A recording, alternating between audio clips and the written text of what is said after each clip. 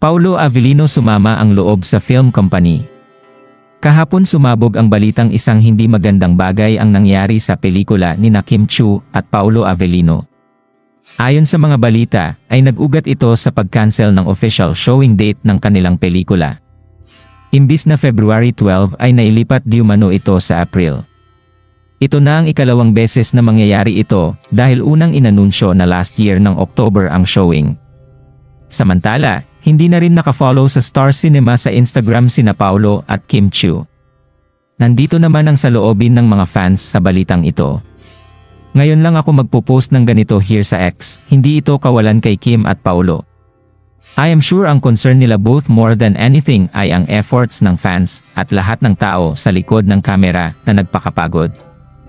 Sa nangyayari, kung may mawawalan, hindi kay P-fans o ang Kim Pao.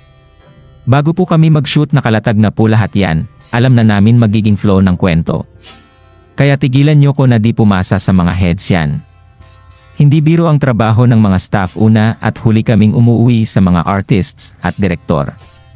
All of a sudden, in just a blink of an eye, in just a snap.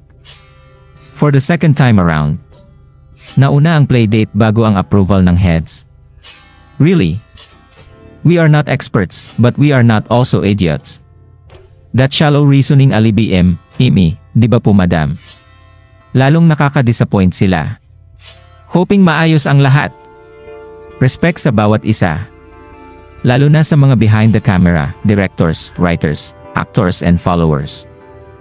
Not only the managements. Respeto po sa lahat. Creative differences can be understood, but what's truly unacceptable is the lack of communication with the actors about your plans. This is the main issue. It's not even about the postponement. It's about the unprofessionalism of Star Cinema, and that's simply not acceptable.